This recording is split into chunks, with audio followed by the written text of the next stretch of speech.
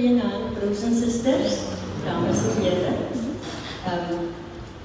Ik heb nog niet verwacht dat jullie CV gaan gelezen worden, so als ik nou zo'n beetje verwaai tussenin geraakt, dan ben ik gegillen, dan is het nou voor die ongemak. Al wat ik kan zeggen is, ik heb school gegaan hier bij Jan Bosman en later bij Welmelsint. So, ik is van die area, ik behoort aan VKK Eerste Rivier en dat is waar ik en mijn man op die ogenblik is. So, dames en heren, ek gaan vanavond 'n bietjie praat oor wat Sister Boonsa hier nou al genoem het, intellektuele welstand. En ek wil net, voordat ek begin baie dankie sê aan die diakonaat en meer spesifiek vir meneer Richard Stanley wat vir my die geleentheid gun om te praat oor een van my gunsteling onderwerpe, lees. Lees en leesbegrip, dis my boks. So baie dankie vir daardie geleentheid. Ek het nou hierdie skyfie ingesit, dit is die skyfie wat hy vir my gestuur het oor en die pyltjie, dit is waaroor ek moet praat, maar ek gaan dit nie nou weer noem nie, want Suster het reeds mooi uiteengesit wat intellektuele welstand is en dat ek oor lees gaan praat, spesifiek lees. Daar's baie ander fasette van intellektuele welstand, maar ek gaan praat oor lees. En ek gaan begin met 'n kinderboek. Ek weet nie of jy vir Dr. Seuss ken nie. Hoeveel van julle ken vir Dr. Seuss? Dr. Seuss? Nee? Met die Cat in a Hat. Dit is mos sy boeke wat hy skryf. Nou hierdie aanhaling is een van die wêreldwyd as daar oor lees gepraat word, dan kom hierdie aanhaling op. The more you read, the more things you know. The more that you learn, the more places you'll go. En dit is presies waaroor vanaand se gesprekkie gaan. Ons gesels gaan vanaand oor hoe meer ons lees, hoe meer kennis doen ons op, ons weet dit reeds en hoe meer plekke gaan ons. Maar nou het hulle ook vir my 'n groot uitdaging gegee, want ek het van hierdie gehoor gaan wees vanaf baie jonk tot en met, ons kan sê oud nie, ons kan sê grys, dit sluit my mos nou in. So ek wil met vanaand praat oor hierdie aanhaling en oor wat Dr. Seuss sê. En dit was nou interessant, ons ken hom almal net as Dr. Seuss, die auteur, die author. Maar sy naam is eintlik Theodore Seuss Geisel. Sy tweede naam is Seuss. Dit is sy ma se nooienspan en hy besluit om dit sy non-diploma te maak, sy skrywersnaam. So, amper sê kollegas. Dames en here, as ons praat oor lees en ons praat oor 'n liefde vir lees kweek. As ek onderwysers oplei en ek doen die verwagting en ek vra hoekom het julle gekom, dan is een van die eerste goed wat hulle opsit. Hoe kweek ons 'n liefde vir lees by die kinders? Want hierdie kinders stel jy in lees belang. En maak nie saak waar ons is nie, die antwoord bly altyd 'n liefde vir lees begin in die huis. Ek onthou toe my pa en ma, ek nog in die huis was, ek jong was, my pa het gelees Gonzalo boeke en my ma het Ina Marie gelees. En as die kos klaar is, dan sit ek lees in. En my vroegste herinnering aan my pa en my ma is nog beide oorlede, maar as ek so hartseer voel oor hulle, dan is my vroegste herinnering aan hulle, om op my pa se skoot te sit, die sigaret rook te ry, en hy lees vir my 'n storie. En my liefde vir lees, my navorsing oor lees, kom vandaan. Ek was al 21, dan lê ek nog in die middel by die bed, tussen hulle twee. Sy met die Ina Marie, hy met die Gonzalo, en ek met Susanna en Leonora. Want toen was ons verliefd, né? So 'n liefde vir lees, as ons praat van lees en familie, dan is dit ons, ek wil amper sê, heilige taak, om hierdie kinders 'n liefde vir lees te gee, deur die voorbeeld wat ons stel. Ek kan nie daar by die huis kom en sê, ek het vir jou 3 boekies gekoop, en dan sit ek op die selfoon nie. Ek trap nog 'n paar tone, né? Of ek koop vir myself 'n paar boeke, maar hy vang stof op die rak nie. Dit gaan nie oor die koop van boeke nie, dit gaan nie oor die kry van boeke nie, dit gaan oor die lees van boeke. En dit gaan ook nie net oor lees nie, dit gaan oor die lekkerte daarvan. Dit moet vir die kind lekker wees om te lees, né? As hy nou weet, as hy lees word hy geknyp tussenin, wie wil dan lees?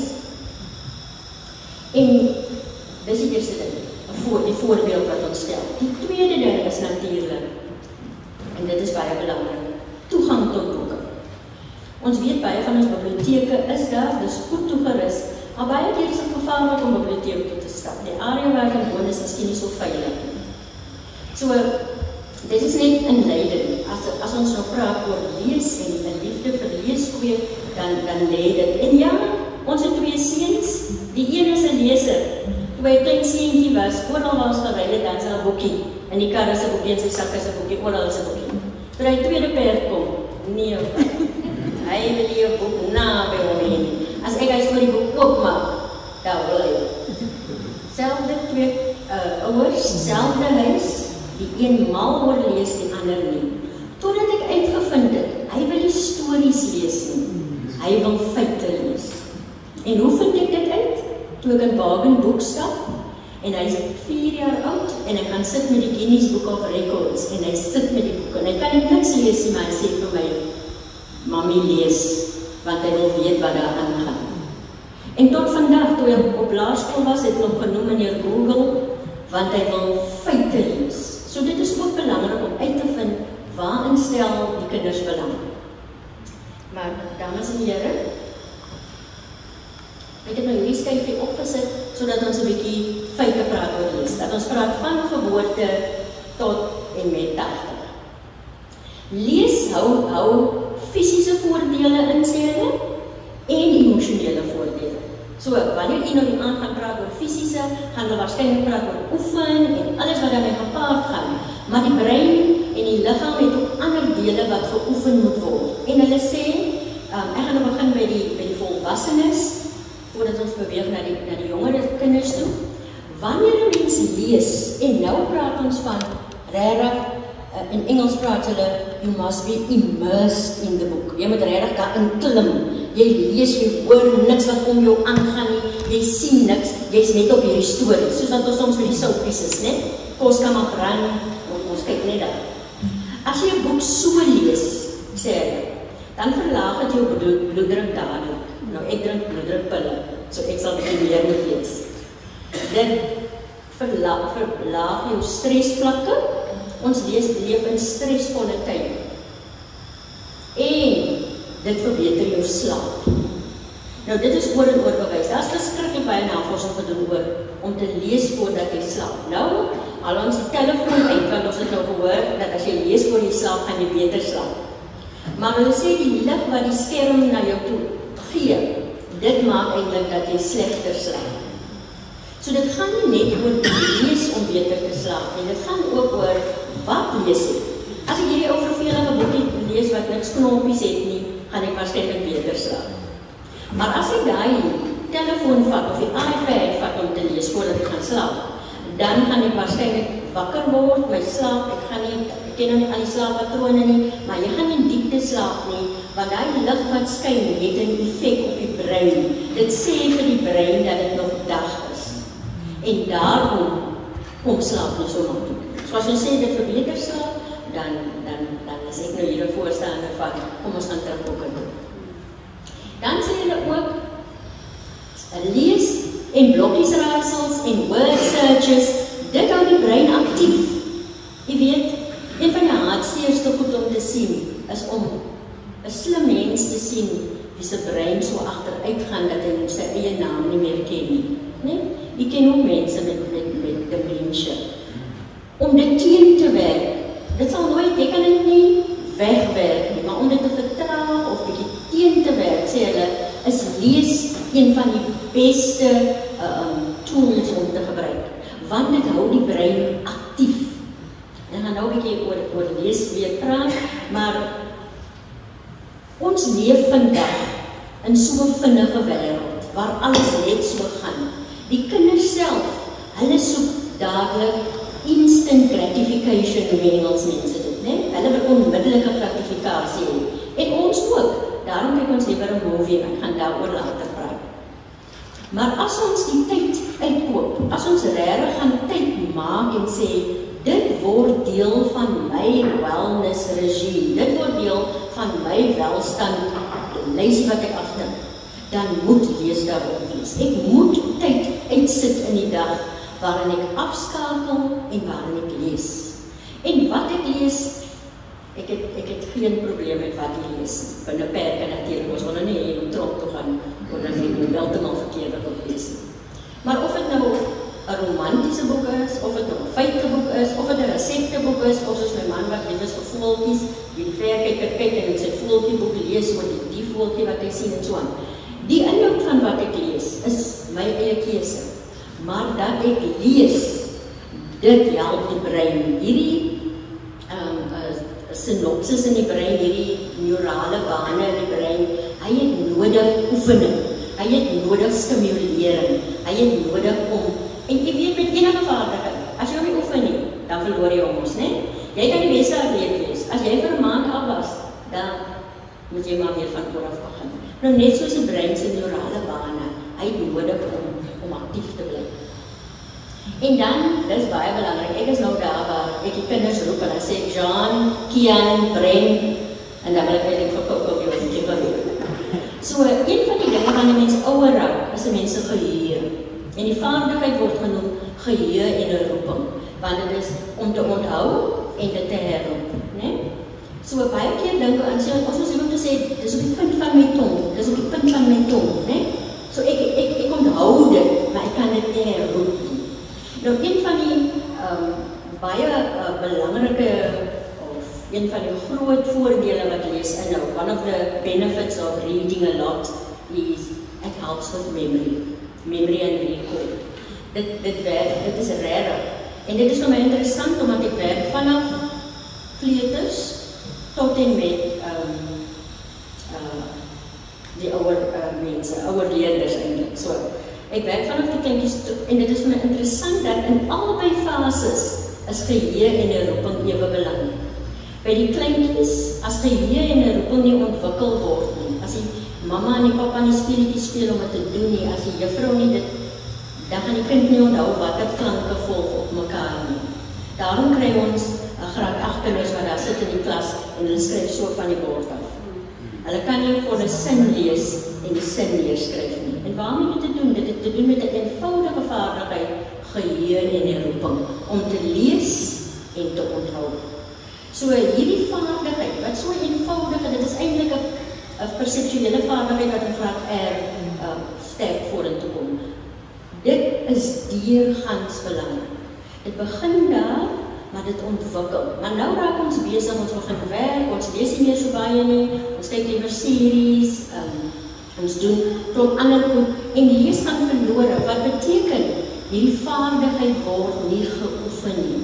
En omdat die vaardigheid nie geoefen word nie, verloor ons so 'n bietjie daarvan. Daarom begin ons so 'n bietjie nie lekker onthou altyd, né? Hulle sê ook, as ons lees wanneer ons ouer is, dit het ook te doen met, veral as jy goed lees, wat jy geniet, wat veel lekker is om te lees. Nou nie die politiek nie. As jy die politiek lees, my man raak baie kwaad vir my, ek volg vreeslik die Amerikaanse politiek, en Donald Trump maak my besig. So, as ek dit lees, dan kom my bloeddruk beslis af. So, as ek boeke lees wat genotvol is, dan praat hulle van feel-good hormones. Dan stel jou liggaam die feel-good hormones vry. Soos wanneer jy iets doen as jy in die tuin werk, dis dieselfde as jy in die tuin werk, of as jy baie lief is vir naaldwerk en jy het nou 'n rok klaar gemaak en dan voel jy goed daaroor in jou, of wat ook al. Wanneer jy goed doen wat vir jou lekker is, dan dra dit ook by tot die fisiese gesondheid, né? En lees, dames en here, daar is so 'n verskeidenheid boeke. Selfs in hierdie tyd wat ons so lees in die koerante, dat lees en boeke is oudtyds en mense koop dit nie meer nie, skryf mense nog boeke. En mense druk nog boeke. Nou soos 'n PhD in graad 11 so 'n klomp jare terug in hulle skool gaan nou oor na die e-books toe, na die tablets toe. So hulle mag nou glad nie meer kopieë gebruik nie. Hulle moet nou e-boeke. Die skool bestel net e-boeke. En hy sê nee, hy is op sy e-book, maar as hy moet leer, dan druk hy daai handboek elke blaai uit, want hy kry nou die handboek, totdat sy maar of gaan harde kopie handboeke, want hy leer net beter. So die moderne kinders, want hy is deel van die geslag wat met tablette en selfone groot geword het, dit nog steeds 'n behoefte aan die harde kopie. En die rede daarvoor is, dink ek, dis maar net 'n opinie. Behalwe die genot van 'n boek vashou en blaai, dit is te doen met dat lees eintlik 'n interaktiewe proses is. Lees is eintlik 'n gesprek tussen my en die boek wat ek lees. En as daai gesprek nie plaasvind, dan is daar mos nie begrip nie, né? En met 'n boek is dit net soveel makliker, want ek kan terugblaai as ek dit nie verstaan nie. Ek kan vorentoe blaai, ek kan probeer die omslag kyk. Daar's baie goed en ek weet die tablet het al hierdie funksies waar jy kan highlight en dit alles doen. Maar die brein het 'n stadiger proses nodig. So. En dan wat lekker is van lees is jy kan herlees. Ons het 'n boek op ons boekrak. Jy kan teruggaan na 'n boek toe, of dit jou e-boek is of dit jou harde kopie is. Ons kan herlees en baie keer, soos ek nou vir julle gesê het, my ma het Ina Maries gelees en Susanna en Lingua. As ek so 'n boek in die hande kry en ek lees op, mens lees ons in 5 minute klaar, né? Want ons weet al wat gaan gebeur. Hulle twee beklei aan die begin, rooi kop kwaad, later gaan hulle trou. Ons hoef nie nog 'n hele boek te lees nie. Maar dit is vir my lekker want dit bring vir my nice memories. So die herlees van boeke, ek het vandag 'n artikel daaroor gaan lees oor, hulle sê die herlees van boeke is 'n belangrike, van ons ouer word, is dit 'n belangrike terugkyk. Soos foto's. Ons kyk mos as foto's, né? Nie meer dis aan al die foto's op die telefoon stel as foto's weg. Maar ons wat nog albums hê. Ons gaan blaai in die albums en ons sien en ons hartseer ons bly en ons kyk terug. Boeke kan dit ook vir ons doen, want boeke hou vir ons herinneringe in. Die boek wat juffrou vir my gegee het, 'n vriendin vertel vir my jare terug, sy is nou al 80. Sy sê toe sy op skool was, het 'n onderwyser vir haar toe sy in standaard 7 was, 'n boek gegee. Die vakansie begin nou en sy is op koshuis en sy moet nou huis toe gaan en die juffrou sê vir haar, ek dink jy sal die boek geniet. Die boek se naam is 7 dae in die Silversteins. Dis 'n moeilike boek. Dis 'n boek wat ek op universiteit gelees het. Sy is in standaard 7. Sy kom by die huis en sy maak 'n boek op, sy verstaan niks wat die mense sê. Die hele Desember vakansie is sy met die boek lees. Van voor tot agter, sy lees oor, sy lees weer. Daar's nie internet nie, daar's nie Google nie. Dis net sy in die boek. Sy worstel die hele vakansie deur daai boek. En sy sê toe sy hom vir die 10de keer lees, toe verstaan sy die boek. En dit was so lekker, sy kan nie wag om die skool te kom vir juffrou te kom vra. En juffrou het dit vir my gegee om goed oor die boek te praat. Juffrou het gedink sy kan toekoms nie. Boeke en lees. Nou sê sy vir my, sy word volgende jaar 80. 7 dae van Silversteins is nie van haar gunsteling boeke op haar boekrak. Sy het jare daarna liederboeke gekry, mooier boeke. Maar daai juffrou is in daai boek. So wanneer jy nou huis toe gaan en jy gaan kyk weer na die boekrak daar by die huis, dan blaai bietjie so deur die boekrak en kyk bietjie terug na en herlees die boeke en herleef deur boeke. It is part of the feel-good hormones. So behalwe die bloeddruk en dit alles, die ou lees vir ons as ouer garde baie meer as die inligting kry. Nou weet ek, die koerante word nie meer gedruk nie, ek het ook netwerk 24 op my telefoon, ek sit sokkens daar met die oogies en probeer die skermpie groter maak om die burger te lees en so aan. Maar of ons het nou op die telefoon lees, of ons op die tablet lees, dis lees. En soos wat Suster Bonsaai gesê het, dit is ons wat intellektuele welstand is. Om bewus te wees van wat om ons aangaan, deur op hoogte te bly en so aan. As ons ook kyk na die tieners, want ek is seker is 'n paar tieners ook in die gehoor, of jy het kinders of kleinkinders wat tieners is. En dis eintlik my spesialisgebied. As ek kyk na die tieners en lees, dan gaan dit oor lees om te leer. Jy moet kan lees met begrip. Jy moet kan verstaan wat jy lees. As jy nie verstaan wat jy lees nie, dan gaan baie vir jou verloor. Ek het nou, ek wil vir jou voorbeeld noem, ek en my man is so betrokke by so 'n groepie, een van die plase hier, ons die kinders so 'n bietjie ondersteun en help en so aan in die sonneskool en so. En Sondag, Saterdag stuur een van die graad 12 vir my 'n boodskap. Juffrou, ek het 3 take wat Maandag moet ingaan. En ek sukkel met die juffrou moet nou help, en juffrou moet nou print, en juffrou moet nou help. Sondag sit ek nou met hierdie landbou. Ek het nog nooit landbou in my lewe gedoen nie. Ek het 'n landboutaak. Die eerste vraag, hy die vraag probeer beantwoord. Dis nie dat hy dit nie gedoen het nie. Die eerste vraag vra, hoe word tomaties geoes? En toe ek die antwoord lees, besef ek, hy weet nie wat beteken die woord oes nie. Hy is in 'n landbouklas in graad 12, die woord oes het oor sy kop gegaan. So omdat hy nie weet wat oes is, skryf hy hier 'n ding wat gaan oor tomatiekos maak, tomaties in blokkies sny te maak. Het niks met oes te doen.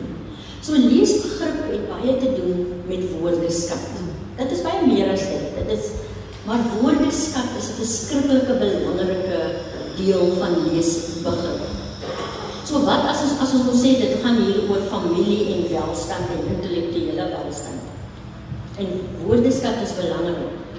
Dan beteken dit, ons moet as familie, as gesin, moet ons regtig daarop let, dat ons die woordeskat praat in die huis, wat die kinders nodig het, om te kan leer om te lees. Of ek Engels praat, of ek Afrikaans praat, dit maak nie saak. Dit is nie keuse as ouer, wat ek taal die kind praat. Maar as jy 'n keuse gemaak het, dan moet jy help om daardie woordeskat uit te brei. As die gesin Afrikaans praat en die kind praat Engels, dit is die goeie rede, die redes. Dan moet jy seker maak, daar is boeke, Engelse boeke in die huis. Dan jy moet seker maak, ons kan nie net die televisie daarvoor gebruik nie. Ons kan nie die kind voor die televisie sit en sê, dis okay nie. Want deel van ons uitdagings in hierdie land in die klaskamer is, ons kinders se woordeskat is beperk. Ons kinders se woordeskat is net so klein. Hulle wêreldjies is net so klein.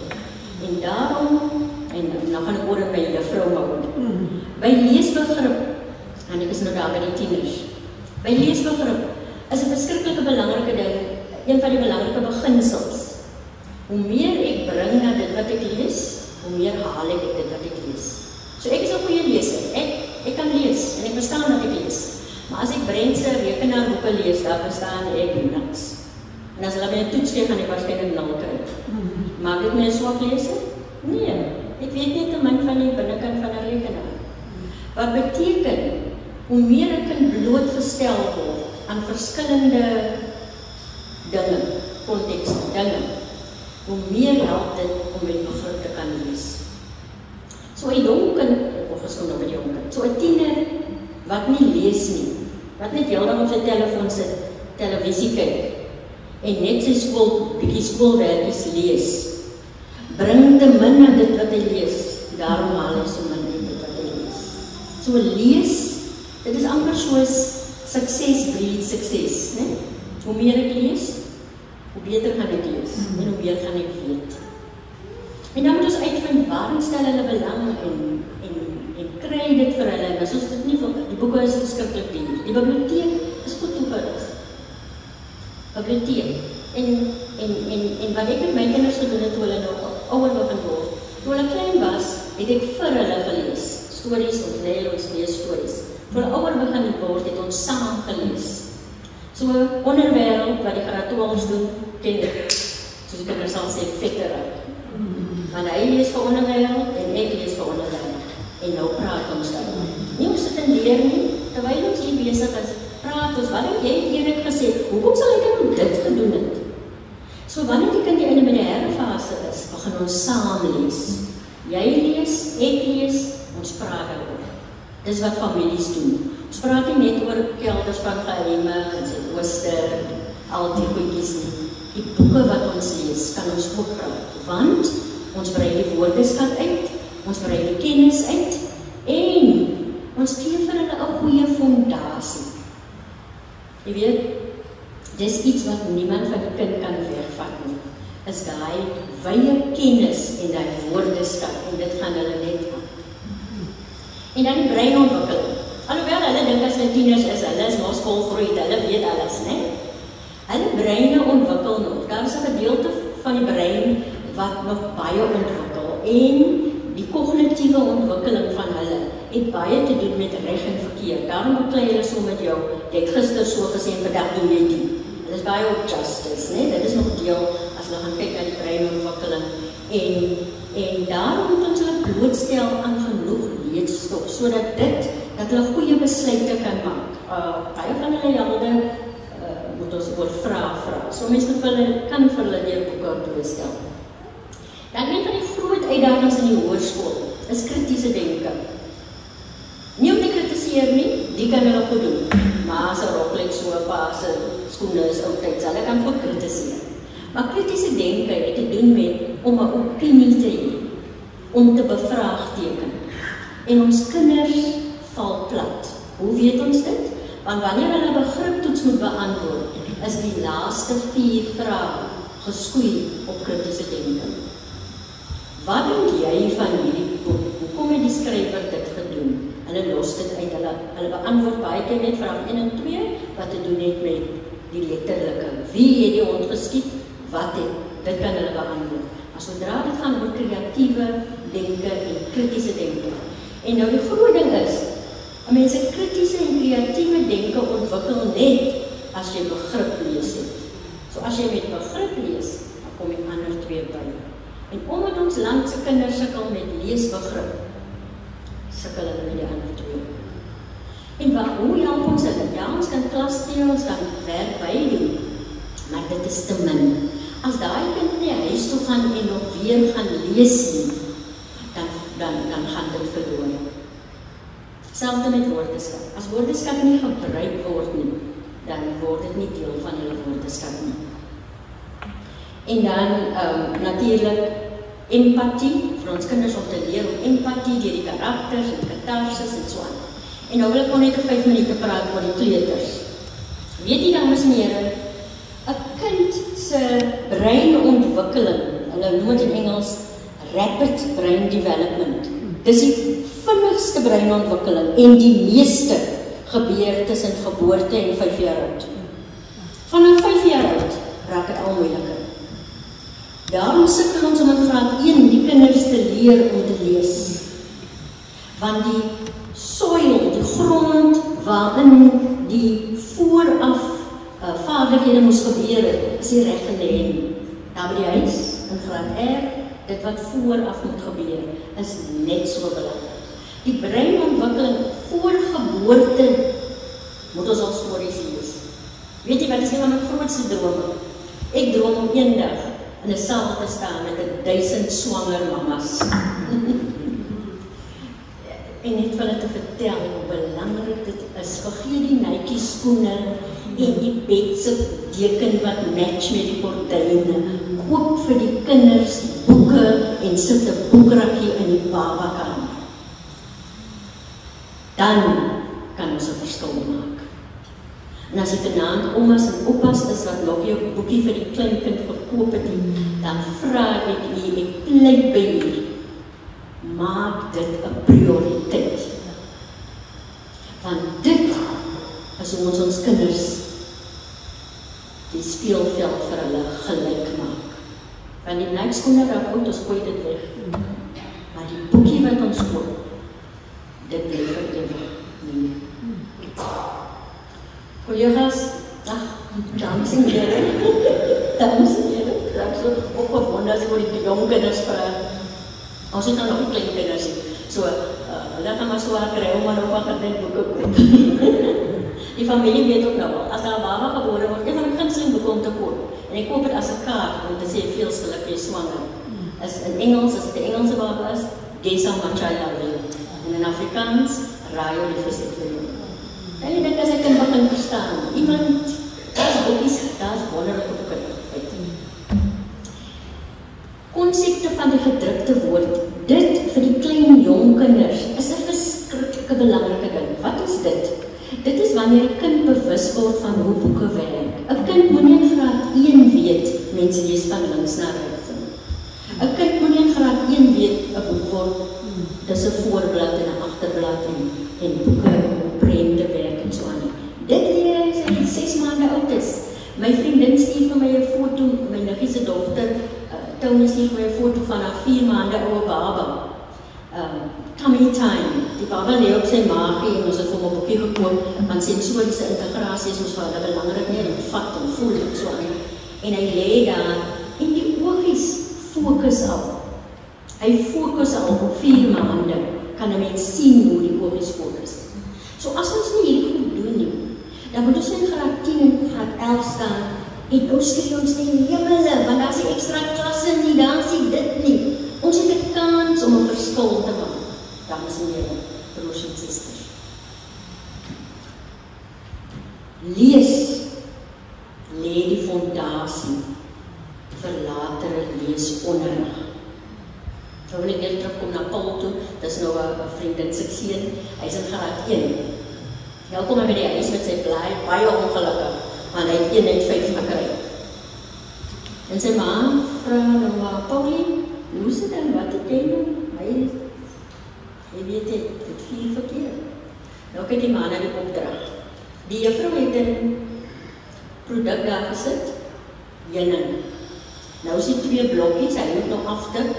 Dis nou die eerste kwartaal van graad 1. So net 'n kruisie maak, kom dit van 'n plant of kom dit van 'n dier? En hy het al 2 afgetik. By die melk het al 2 afgetik. By die yoghurt, ag nie by die yoghurt nie, by die appel wat daar is, dit is plant afgetik, dis al wat hy het. Nou vraag sy vir hom, nou Paulie, hoe is dit, hoe kan het jy al 2 afgetik? Hy sê, mama, 'n by maak heuning, maar 'n by kan nie heuning maak sonder 'n blom nie. In die boekie wat ons gelees het, gaan die bye en bestuif, hy gebruik hierdie woord, graad 1, en bestuif die blom en maak heuning. So juffrou, I'm ready. Hy sê dieselfde oor die koei. Hy sê, hoe moet die koei melk maak as hy nie die kras leer? Kritiese denker, omdat hy 6 stories lees voor hy kan slaap. Hy slaap nie voor hy vir hom kan lees. So, as ons praat oor lees, ek het nog min tyd, ek het net 20 minute, ek kan nog ure veral oor die breinontwikkeling en lees praat. Maar dames en here, collega's, dames en here, broers en susters, as jy niks anders uit hierdie praatjie vat dit. As jy jong kinders in die lewe het, kan jy 'n verskil maak wat lewenslang vir hulle op 'n pad vorentoe kan sit. En as jy self die voorbeeld stel, deur self te lees, sodat hulle sien en praat oor dit wat jy lees, vertel vir hulle, ek het nou gelees, hulle sê dit en dit en dit, hoe kan dit wees? Nou het ek daar aangesit, wat lees ons? Baie van die ouwe garde glo, as die kinders nou die comics lees, nie, dis die regte lees nie. Nee, hy lees nie die comics, dis reg. Hy lees, hy word blootgestel aan woorde, aan lees, alles wat hy in mekaar gaan. So, welstand en lees in 'n gesin kan ons 'n groot verskil maak. Ons kan 'n kultuur skep van lees. En dit het niks te doen met geld nie, dit het niks te doen met of ek 'n graad het nie, dit het net te doen met, ek is lief daarvoor, daarom van die kinders se lief daarvoor. En dan moet ek ander leer, want ek sien, en die steen nie mag en op opstaan. Ek het net op ingesit. Maar as mens al daar ook kan kry van lees, hoekom kan ek dit dan kry van 'n movie kyk nie? Hoekom kan ek dit dan kry van net die hele dag my seepies kyk of my Turkse stukke met die snaakse vertalings? Nee? Ek kan maar dieselfde, ek sien dit. Jy sien die verskil tussen televisie kyk en lees, is juist dit. Kognitiewe ontwikkeling. Een van die leesvaardighede is om te visualiseer. Terwyl ek 'n boek lees, dan vorm ek ons prentjies in my kop. En daar is nog klomp ander, ek kan al die denkvaardighede vir jou uitpak. Dit gebeur nie alles terwyl ek televisie kyk, want die prentjies word vir my geskep. Die plot word vir my geskep. Alles word vir my geskep. So die brein hoef dit nie te doen nie.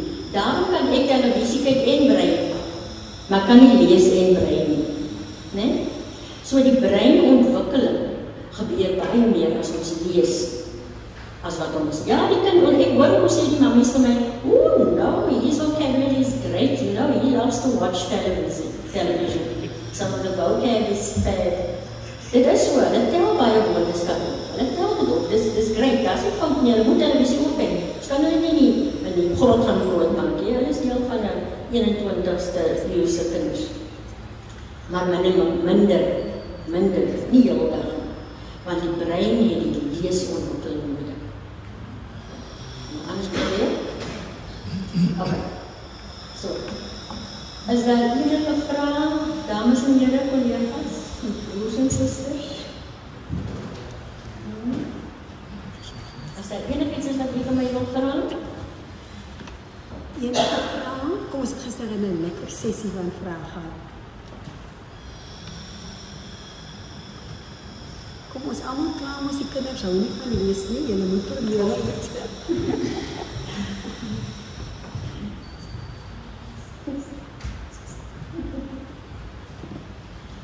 Enige vrae, dames en here? Nee, sonder vrae nie? Oké. By die begrip, lees met begrip.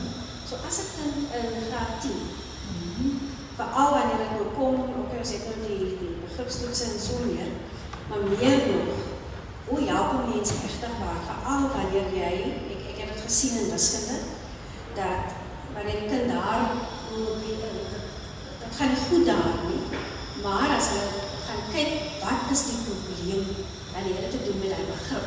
So hoe herstel mense op daardie ouderdom? Hoe haal mense dit in? Basis. En daar toch is daar baie kinders wat probleme het daarmee in die effectiefase. So kan mense dit inhaal, kan jy die kind op daai vlak leg? Ek het gehoor hoe sê ons na allerlei klasse en goed en tutors en so, maar wat kan een mens regtig waar doen? Want ek dink net as 'n kerk behoort ons ook 'n bietjie in te delf daarin en kyk wat ons ook kan doen. Ja. Baie dankie vir daardie vraag. Nou gaan julle 12 uur is. Dit is juist wat ek doen. Om met ouer kinders, want ek glo, ons ploeg nou in die land, dis nodig, maar ons ploeg alles daaronder in. Maar hier is 'n groot generasie kinders wat sukkel en ons moet hulle help. En die verskil is, wanneer mense kind 'n begrip toets gee, dan is dit presies wat die naam sê, ons toets die begrip. Maar as ek hom wil help om met begrip te lees, dan moet ek hom leer om met begrip te lees. En dit het te doen met, wat is begrip dan? Wat gebeur in die brein terwyl ek lees? En dit moet ek dan vir hom eksplisiet leer. En dit is waar oor dit bronboeke ook gaan, oor hoe leer ek eksplisiet 'n kind om te lees en met begrip. En die groot ding is, die kind kan decodeer, hy kan die woordjies lees, né? Hy kan alles lees, maar as jy agterna die vraag vra, dan weet hy nie wat hy gelees het. Wat beteken, ek was een keer in 'n graad 5 klas waar die juffrou nou les gegee het en doen toe so 'n sessie om visualisering te doen. En ek sê, maak jy nou oogies toe? En dan gaan juffrou vir jou iets lees, dan sê jy vir my, wat 'n prentjie is in jou kop. En die ouetjie voor sê vir my, juffrou, dis donker. En dis presies dit. Ons moet nou die donker vervang met visualisering, koneksies maak, afleidings maak, vraag, terwyl ek lees. En die eerste groot ding, as jy Amerikaans gaan sê, die eerste groot ding is modellering. Hulle sê, wat ons doen is, ons lees net wat op papier is. Maar terwyl ons lees, gebeur nie ons 'n klomp goed in ons brein. As ek nou by die huis kom en daar's nou in die Koran staan, Ramaphosa sê, dan gaan my brein sê, ag, wat sê hy nou weer? Dit staan nie op die blaai nie, maar dit gebeur nie. Dis lees met begrip. Dis die begin van lees met begrip. 'n Gesprek. So wanneer ons met hulle werk, dan moet ons dit modelleer. Maar daar is 'n spesifieke, ek maak dit nou baie simplisties, maar daar is 'n spesifieke orde waarin mense doen en onderrigstrategieë. Maar ja, die antwoord is ja, 1000-mal ja, ons kan hulle help. Daar is goed wat ons kan doen en ons kan nie verskil maak. Nee. Dis vir die klaskamer in elk geval. Dis vir die klaskamer. Okay, nog iemand 'n vraag? Julle kan my nie so laat hang nie, nee. Hulle het gesê hulle meet die sprekers en hoeveel vrae gevra word. Sien nou weer 'n vraag in 'n opmerking. baie mense sukkel met wiskunde. En hulle besef dit is taal. En mense wat goeie leesvaardigheid ontwikkel, goeie begrip van woordeskat en dat hulle dan in wiskunde implementeer. Die tweede ene is dat lees gee vir jou daai vertroue om te kan praat. En mense, gewoonlik mense wat kan praat myself in moeilikheid en met moeilikheid. En dit is baie goed. Dis goed. Baie dankie. En veral wiskundige geletterdheid. Maar wat is wiskundige geletterdheid anders as 'n woordsom? En as jy die woorde in die som nie verstaan nie, dan gaan jy sê die man is 5 mm lang. So, ja, baie dankie daarvoor. As er niemand anders is wat vra het, Ek wil iets vra. Okay. Ons lewe nou in 'n samelewing en ek hoor nou nie bedoel nie iets gesê. O, ek bedoel ons lewe nou toenemend in 'n samelewing wat vir Engels of wat ek so sê, hulle vir Engels, ek sal so sê op straatvlak. Maar die ouers, as ek na ons gemeente kyk, die meeste van al die ouers wat sit skerm met kinders in Afrikaans. Ek glo nie is iemand wat sy kind in Engels stel nie, of altyd net in Engels stel nie. Wat my sê dat as die emosie is, die Afrikaans is die taal van die emosie by daardie ouer. Ek wil weet, ondervind julle 'n baie groot korrelasie tussen die moedertaal en 'n kind sou wees, die kind wie se moedertaal spesifieke taal is, en ek wil ook in daardie taal sy onderrig. Of dan die kind gaan skool toe en sy onderrigtaal is 'n vreemde taal en die huistaal is iets anders. Het dit as daar korrelasie? Daar is in die navorsing praat van BICS en KELP. BICS is Basic Interpersonal Communication Skills. En KELP is Cognitive Academic Language Proficiency. So om te kan leer, het jy die tweede een nodig. Om met mekaar te praat, het jy die eerste een nodig. So baie keer dink mense, as die eerste een oké is, hy gaan oké op skool opkies. Maar dat is 'n groot verskil. So om akademies suksesvol te wees, moet jou cognitive academic language proficiency goed wees, jou akademiese taal. Maar dit geld nie net vir Engels en Afrikaans, dit geld ook vir Afrikaans sprekende kinders. Want die Afrikaans wat hulle by die huis praat en die Afrikaans wat hulle in die handboek praat, is ook nie dieselfde Afrikaans. So dis dieselfde uitdagings. Nou hoe help ons as 'n familie? Ons help deur lees. Ons kan ons kinders neem tot op daardie vlak, deur hulle bloot te stel aan meer boeke. En dan praat hy kind beter Engels as u, né? En dis reg so, dis oké, want hy lees baie. Alles dit kan ons, ek praat nou amper as wat 'n towerstafie is. Maar dit is nie 'n towerstafie nie, maar dit is een van die groot bydraende faktore om die speelveld gelyk te maak. Om daai kind wat se woordeskat nie op standaard is nie, om hom te help, word hy blootgestel. En dan vind dit ook aansluiting by hierdie vraag, waar ons hom leer, as ek 'n boek lees en ek weet nie wat die woord beteken nie, en ek wil nie 'n woordeboek nou gebruik nie, of ek het nie 'n woordeboek nie, want ek is in die toets, hoe vind ek uit wat die woord beteken? Ek en u doen dit wanneer ons lees, outomaties, maar ons leer die kinders om dit te doen. So ja, dit is aangesien u nou niks vra het, iets nog afvra. Nee, ek dink nou net aan ons groot gedeelte van ons gemeente, waar ons ouers so laat werk, kry die kans nie, en die kinders is aan 'n soort oorgegaan. En ek wil dit nie goed praat nie, maar daar is toch 'n probleem met ons geslag, kinders, wat onder sulke omstandighede moet. Ek bedoel, baie van ons het nie daai probleem nie, maar die grootste gedeelte van ons gemeente het dit. En dan help ons as 'n ouma en 'n oupa. Want jy weet, ons moet nooit die rol onderskat wat 'n ouma en 'n oupa in 'n kind se lewe speel. As die ouers dan so laat werk, wat baie gebeur, my een kollega, ry Mitchell Plain toe met 'n bus, sy sê vir my, sy gaan donker ry, sy kom donker terug by die huis aan. Maar daar's 'n ouma. En ouma is op die oomblik lekker, sy ouma lê heeltyd So die kleinkinders lê in die bed en ouma lees vir hulle. Ek sê nie dit is ons is baie moderne oumas en jong oumas, hulle wil nie stories lees en kinders kyk nie. Maar dit is 'n voorreg om daai bydra aan 'n volgende geslag vir 'n volgende geslag te gee. So oumas en oupas en tannies en ooms en almal wat dan tyd het, dat dit amper half soos 'n in die familie 'n given is. As ek nie kan nie, dan kan ons aan.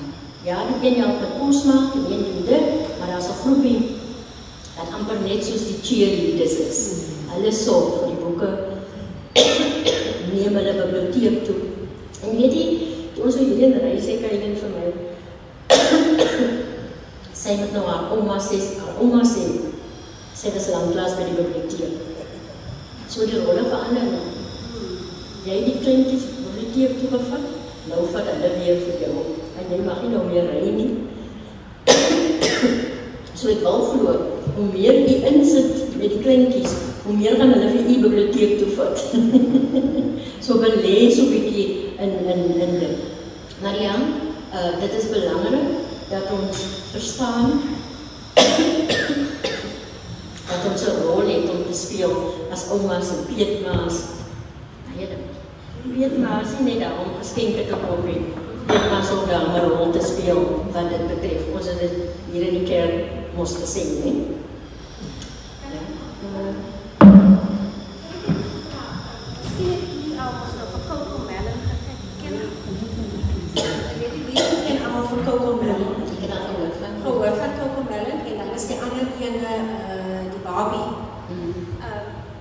Daar was 'n vriendin van ons wat die kinders vreeslik Barbie laat kyk het.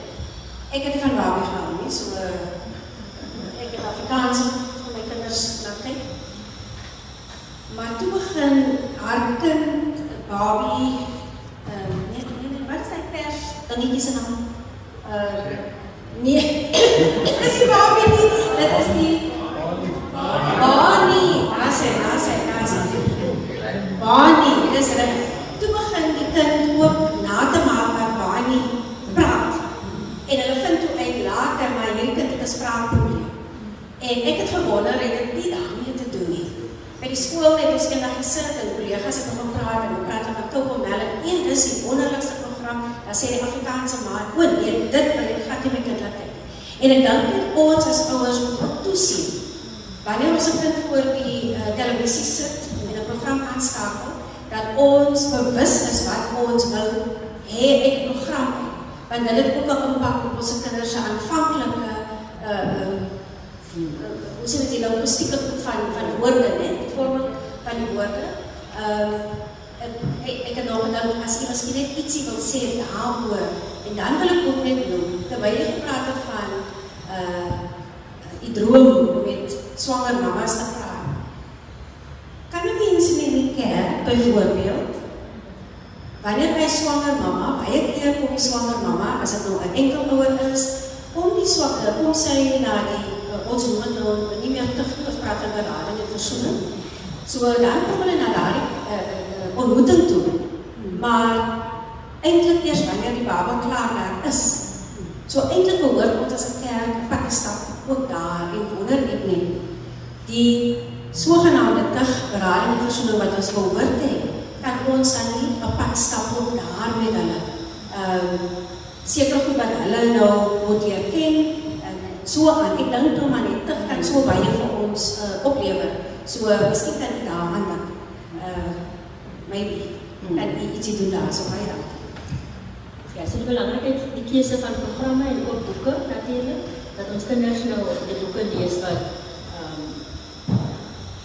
aanvaarbaar is, né? Oor die woordeskat en spraakprobleme. Mense kan nooit sê dit is net een ding nie. Dit is natuurlik 'n klomp bydraende faktore en ja, maar dit kan ook 'n rol speel. Maar ek is ook 'n groot voorstander van fun, né? Speelgebaseerde leer is een van my groot dinge. So ons moet nou nie hier uitstap en dink hoe moet nou al die ernstige boeke en ek moet nou net so sit op 'n stoeltjie en lees. It must be fun. Nee, dit moet lekker wees vir hulle om te doen. So ek gaan nou sommer self oor, ek het my eie vrae wat ek vir u wil vra. Wie kan nog vir my, die meneer hier het nog klaar enetjie genoem, so eintlik het hy al vir my een gegee, maar ek wil nou vra, wie kan nog 'n voorbeeld noem wat lees inhou? Uit eie ervaring, iets wat ek miskien eers genoem het nie, by die kinders, by die tieners, by die ouer mense, enige iemand wat vir my net een voordeel wat u dink, one benefit that you think reading can bring to the table. Enige iemand, soos meneer? Ek kan ook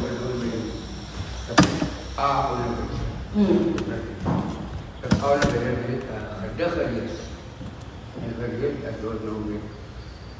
Gelees is dat sy naam is Jaantjie Paintjie. Ja, amai. Die tweede was zo weer begraven meer D.J. precies Erland. Maar ook was in assistent, dat is bij van beide worden. Begraven meer D.J. precies Erland. Als iemand in die was een vreemde vraag en stappen die bieren zo. Zo ook weer dat ik nog veel. Maar dit is niet zo gekregen, want vers is net begrip.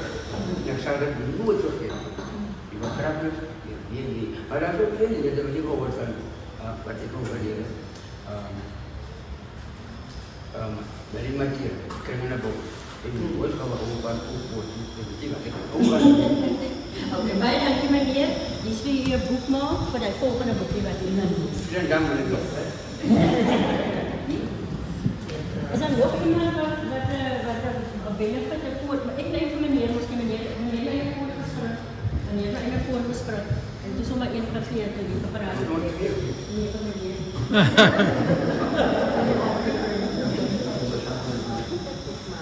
Oké. Nou die volgende vraag het te doen met geheue en herroeping. Ek gaan nou vir u vra om nou vir my te sê, wie kan onthou watter 2 titels of boeke was op my tweede slide? Dit is my boek wat ek nog vir myself wil koop. So ek het dit daar opgesit, want ek wil dit nog vir myself gaan koop.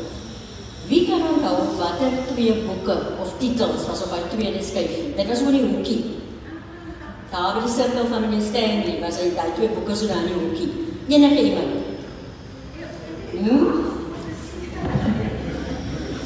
Dat is ons, ja. One was a Michelle Obama book, and the other one might have been a Malala. Yes, it's both.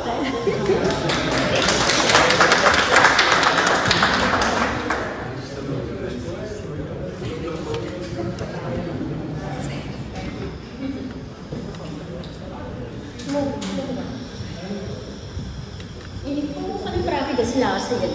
Dat is die skool uit. Wie kan vir my, enige iemand wat vir my 3 van hulle gunsteling boeke wat hulle al gelees het of skrywers noem? Enige 3. Die rede kom met 3 moet wees is nou 1, 2, 3. Totdat nou 1, dit, 2, dit, nou soek ek 3. Enige iemand. 3 van die gunsteling boeke wat jy al gelees het. Oor jare heen. Of 3 van die gunsteling skrywers. Enige iemand. Enige iemand. Dominique Botha, Paulsevier, Annelie Botha, Klavervier en Deleen Mathieu Moorbeebos. Daar sê baie dankie. Baie dankie, dames en heren. Nou hierdie selfde boekie, ek het begin met 'n aanhaling uit hierdie boekie wat almal reg oor die wêreld gebruik as dit oor lees gaan. Maar daar's 'n ander gedeelte in hierdie boekie. Ek wens ek het tyd gehad om die volle boekie vir julle te lees. Dis sommer so simpel rymelarij, maar dit het so 'n diepe boodskap. En hierdie boekie eindig met hierdie stukkie. Die titel van die boek is I Can Read With My Eyes Shut. If you read with, dit eindig so. If you read with your eyes shut, you're likely to find that the place where you're going is far, far behind. So wat sê dit? Jy kan met jou oë toe lees, maar jy gaan nie terug beweeg. Jy gaan nie vorentoe beweeg. En hoe lees ons met ons oë toe? Letterlik kan 'n mens die kleintjies in graad 1 lees so, want die ding moet gememoriseer so, hulle lees so. Maar dit kan ook beteken, jy sit met 'n boek, maar jy lees nie regtig nie. Jou kop is op 'n ander plek. You're not immersed in the book. Jy is nie regtig deel daarvan. So ja, ek wil afeindig met dit. Ons kan boeke koop, ons kan biblioteek toe gaan, maar as ons nie die boeke lees nie, en as ons dit nie deel met ander mense, nie praat daaroor nie, met ander mense nie, dit 'n sosiale aktiwiteit maak nie, then we're reading with our eyes shut. Baie dankie vir ons. Wat die laaste, ek het saamgebring hier 'n mandjie boeke, dis tweedehandse boeke. Ek glo in paying it forward, né? In Afrikaans, ons ploeg terug. So oral waar ek kom, is 'n kerkbazaar, verkoop ek boeke vir R2. Want dit gaan nie oor die R2 nie, dit gaan oor ons moet boeke versprei. So dit sal my hart so verbly. Kom kyk wat is in die mandjie. Miskien is daar iets wat in jy belangstel. Daar's verskillende, daar's kinderboekies, daar's storieboekies. Miskien is daar iemand in die straat vir wie jy 'n boekie kan gaan gee. Miskien is daar iemand wat net 'n boek soek om te lees. Kan jy dit vir hulle? My gunsteling boek om te lees, as ek nie oor lees nie, is soos die CSI, né? Ek moet nie dit in die kerk sê nie, maar hulle maak iemand die foto bladsy 1 en dan sit 900 bladsye om die moordenaar te soek. So hier in hierdie mandjies baie sulke boeke. Maar vol vry, kom hulle boek, vat vir jy boeke, deel dit uit. Ja, baie dankie.